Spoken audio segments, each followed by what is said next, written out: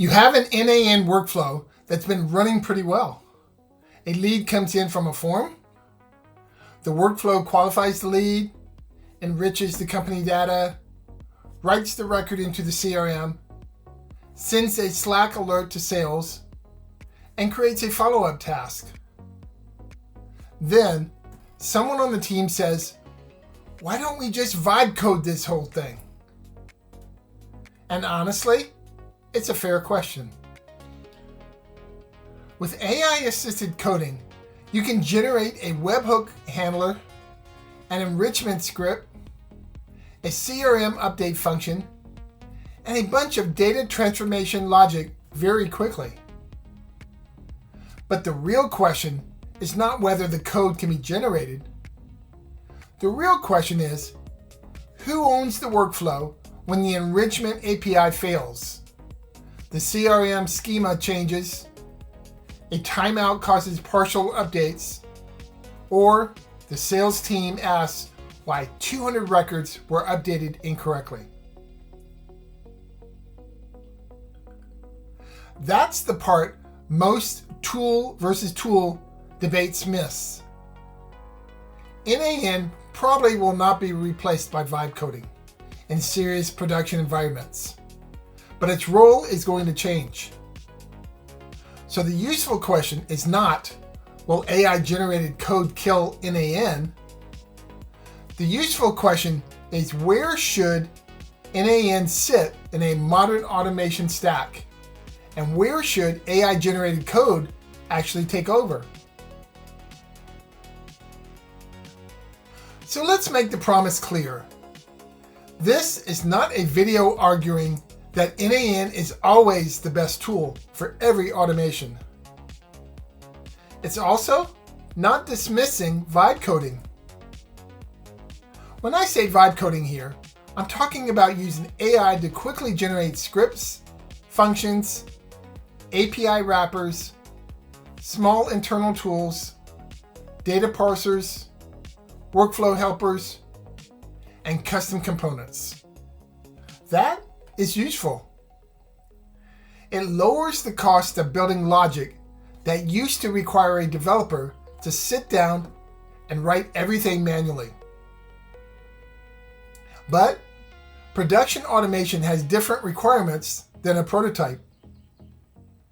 A script that works once is not the same thing as a workflow the business can depend on. The distinction I want to use is simple. Code is execution logic. n8n is orchestration infrastructure. Code does the specific thing. n8n coordinates when it happens, what it connects to, how it branches, how it retries, how it logs, and how the team understands what happened. So, in this video, I'll break down what belongs in n8n, what belongs in AI-generated code, and what a hybrid automation stack looks like in practice. The replacement framing is too shallow because it treats automation like it's just code generation. And in some simple cases, that might be close enough. If you need a quick script to rename files, parse a CSV, call an API, or clean a data set, AI-generated code may be faster than building a whole visual workflow. Vibe coding is especially strong when the logic is local and specific. A Python script, a JavaScript function, a webhook handler, a data parser, a custom API connector, or a lightweight internal tool. It shines when the business logic is too specific to fit cleanly into a standard node. But business automation is rarely just an isolated script. Once it matters operationally, the automation starts involving triggers, state, credentials, dependencies, branching, retries, logs, error recovery, human handoffs, and side effects across multiple systems. That is where the conversation changes. Go back to the lead workflow. The generated code might be excellent at enriching a domain, normalizing company names, scoring the lead, or classifying intent. That dense logic might be much better as a smart function than as a huge visual canvas full of nodes. But n8n can coordinate the overall flow. It can receive the trigger, call the enrichment logic, branch based on confidence, write the qualified lead to the CRM, send uncertain records to manual review, notify Slack, and store the execution history. The failure mode of all code automation is not that code cannot work. It can work very well. The failure mode is that the system becomes a folder of scripts, serverless functions, environment variables, cron jobs, and one-off utilities where ownership becomes unclear. Then, the business asks very normal questions. What ran? When did it run? What failed? Was it retried? Which credentials were used? Was that record skipped, duplicated, or partially updated? If the answer requires a developer to reconstruct the story from logs across 3 systems, you have not eliminated complexity. You have moved it somewhere less visible. Now, to be fair, teams can build orchestration around code. They can use queues, observability tools, CI/CD, logging infrastructure, dashboards, and workflow engines. But at that point, you are not just vibe coding anymore. You are building an automation platform around the code. And that is exactly why n8n remains relevant. If vibe coding replaces some simple one-off workflows, that does not mean it replaces orchestration. In a lot of teams, it may actually increase the need for a stable place to run, connect, observe, and govern all those generated components. I'm curious, how are you handling this right now? In the comments, tell me what your current automation stack looks like. Mostly n8n? Mostly code? Zapier or Make? Internal scripts? Or some kind of hybrid setup? And more importantly, what's causing the most pain? Building? Debugging? Monitoring? Ownership? Or handing the workflow off to the business? Because that's the real decision. It's not n8n or vibe coding. It's how you divide responsibility between them. So let's make that practical and look at the boundary map. What should stay in n8n?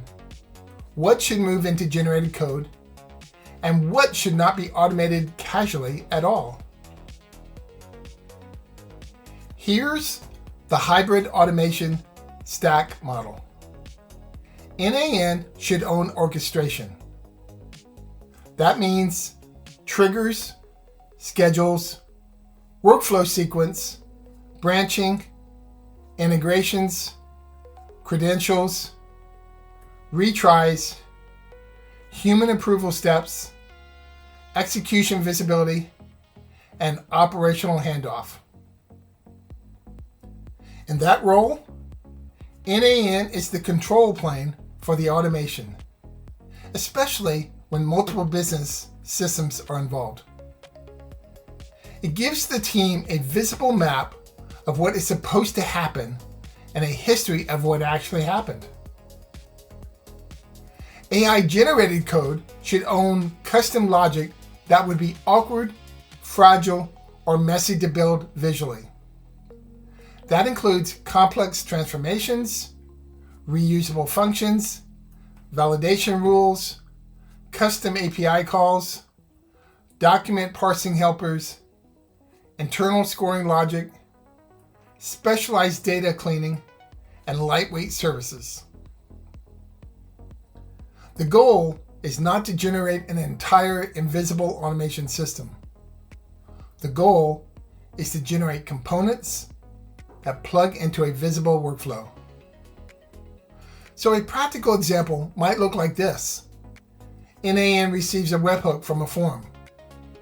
It checks required fields. It calls a generated enrichment function.